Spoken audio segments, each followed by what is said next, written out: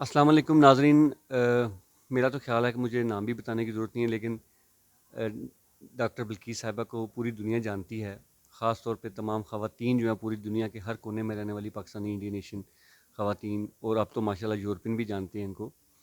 آج ہم ڈاکٹر صاحبہ سے نا تھوڑی سی رینڈم گفتگو کریں گے۔ ڈاکٹر صاحبہ سے ان کی زندگی کے بارے میں پوچھیں گے، وہ ہومیوپیتھک میں کیسے آئیں، اور اس کے علاوہ دیگر سوالات جو ہماری ٹیم کی طرف سے ہمیں دیے گئے ہیں ان کے بارے میں بات کریں گے۔ سب سے پہلے ڈاکٹر صاحب آپ کو بہت بہت مبارک کہ آپ کو Asian food and restaurant award میں یہاں لندن میں ایوارڈ ملا ہے۔ اس کے بارے میں کیا کہنا چاہیں گی؟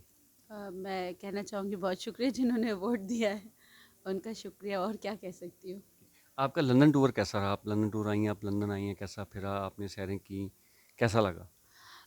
پہلی دفعہ آئی تھی تو مجھے بہت اچھا لگا، میری بیٹی کو بہت اچھا لگا، ہم واقعی میں ہم نے دیکھا، کیونکہ مجھے مختلف کلچر کے لوگوں سے مل کر اور ان کو دیکھ کر سیکھنے کو ملتا ہے۔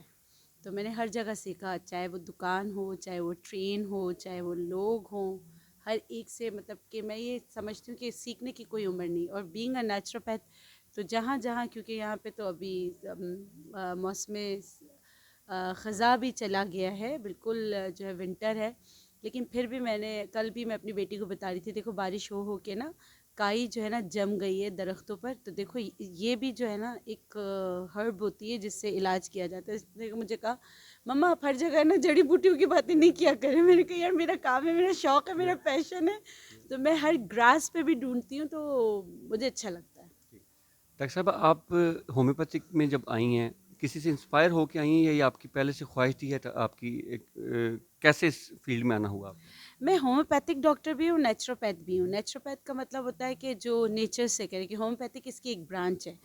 انسپریشن میرے ابو نے میرا نام رکھا تھا FRCS ڈاکٹر پہ نا، بلقیس فاطمہ میرا نام رکھا تھا، تو وہ اب ان کو ایسا تھا کہ میں MBBS کا کروں، لیکن مجھے کیونکہ فوبیا تھا، بلڈ میں نہیں دیکھ سکتی تھی، تو اور کیونکہ میں سید گھرانے سے تعلق رکھتی ہوں، تو ہمارے گھروں میں قرآن پڑھنے آئے یا کسی کو سر میں درد ہو تو آئیں، تو جب میں میری پڑھائی تو ساری کراچی کی ہے، لیکن جب میں چھٹیوں میں گاؤں جاتی تھی تو میری پھپھیوں کا، میری بڑوں کا ایک ہی کام ہوتا تھا کہ جاؤ فلاں جگہ سے یہ بوٹیاں جمع کر لو اس مرض کے لیے، فلاں جگہ سے یہ بوٹیاں جمع کر لو، لوگ آئیں گے، تو جیسے دم کیا اور پھر ساتھ میں وہ بوٹی دے دی کہ قہوہ بنا کے، اور واقعی میں آپ یقین کریں اس سے لوگوں کو بہت شفا ہوتی تھی۔ تو بچپن سے میرے بلڈ میں تھا یہ، اور میں یہ ڈسکور کرنا چاہتی تھی کہ اس میں ایسا کیا ہے کہ لوگ صحیح ہو جاتے ہیں۔ تو یہ کیونکہ میں بچپن سے تھی اس میں جمع کرنا دینا، پھر مجھے یہ ایک جستجو جو میری تھی کہ ایسا کیوں ہے اور کیا ہے اس میں، تو وہ پھر مجھے علم سے ہی پتہ چلنا تھا۔ تو جب میرا جو ہے MBBS، جب میں نے انٹر سائنس کیا تو اس کے بعد میں نہیں کر پائی، تو میرے ابا بڑے مجھ سے ناراض ہوئے، بہت ناراض ہوئے کہ میں نے ان کا کہنا نہیں مانا۔ تو بس پھر شادی کے بعد کچھ ایسا ہوا کہ میرے گھر میں MBBS ڈاکٹر بھی تھی، ہومیوپیتھک بھی تھی، تو فی البدی میں نے بول دیا کہ میں جو نا حکیم بنوں گی، تو شاید وہ قبولیت کی گھڑی تھی۔ پھر کچھ اس طرح سینیریو ہوتا گیا کہ میں اس فیلڈ میں آتی، مطلب کہ مجھے ایسا لگتا ہے حکم الہی کے علاوہ پتہ بھی نہیں ہلتا، اور آ گئی تو آ گئی۔ ڈاکٹر صاحب آپ فیلڈ میں بھی کام کر رہی ہیں اور پوری دنیا میں ماشاءاللہ آپ کا نام ہے، اور اس نام سے اندازہ لگایا جا سکتا ہے کہ آپ کی پاکستان میں کیا مصروفیات ہوں گی۔ آپ ایک ماں بھی ہیں، بچوں کو بھی ٹائم دینا، گھر بھی سنبھالنا، ان دونوں چیزوں کو لے کے چلنا مشکل نہیں لگتا؟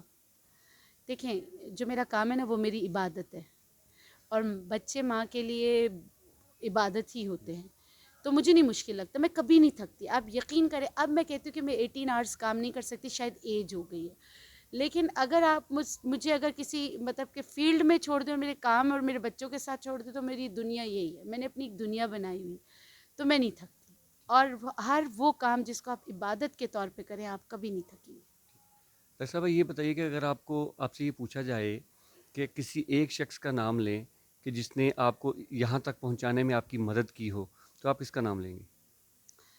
میں اپنے بیٹی کا نام لوں گی، کیونکہ کچھ حالات ایسے ہو گئے تھے کہ میں نے اپنی بیٹی کی وجہ سے اس میں آئی۔ اس کا ایک جملہ تھا، میں کہنا چاہوں گی سب سے جو دیکھ رہے ہیں سن رہے ہیں، کبھی بھی ہمت نہیں ہاریں، کبھی بھی ہمت نہیں ہاریں، کبھی بھی، کیونکہ ایک محفل میں ایسا ہوا تھا کہ ہمارے پاکستان میں 5 روپے کی سلینٹی ملتی ہے، تو وہ سارے بچوں کو دے دی گئے تھے، میری بچی کو نہیں دیا گیا تھا، تو میری بیٹی نے آ کے مجھ سے پوچھا مما آپ کے پاس 5 روپے ہیں؟ تو یہ میری جرنی 5 روپے سے شروع ہوئی ہے. اس دن مجھے, میری بیٹی 1.5 سال کی تھی, اس دن مجھے ایسا لگا کہ وہ 5 روپے شاید میری زندگی تھے, اور میں پاگلوں کی طرح کمرے میں ڈھونڈ رہی تھی کہ کہیں سے مجھے سکہ مل جائے. ہوتا ہے کبھی آپ کی جیب میں کچھ بھی نہیں ہوتے. بس اس 5 روپے اور اس میری بیٹی کے ایک جملے نے مجھے اپنے پاؤں پہ کھڑا کر دیا. تو میں شکریہ ادا کرتی ہوں جنہوں نے میری بیٹی کو سلنٹی نہیں دی, اور میں شکریہ ادا کرتی ہوں میری بیٹی نے جس طرح مجھے بولا. بس میں آپ کے سامنے ہوں. ڈاکٹر صاحب آپ اس فیلڈ میں ہیں تو آپ کی بیٹی بھی کیا اسی فیلڈ میں آئے گی یا وہ کسی اور فیلڈ کو جوائن کر رہی ہے؟ نہیں, میری بیٹی سائیکالوجی کرے گی. پھر وہ کہہ رہی ہے کہ مما جو ہے میں جو ہے نا برین, جیسے جو لوگ بیمار ہوتے ذہنی بیمار, ان کا علاج کرنا چاہتی ہوں.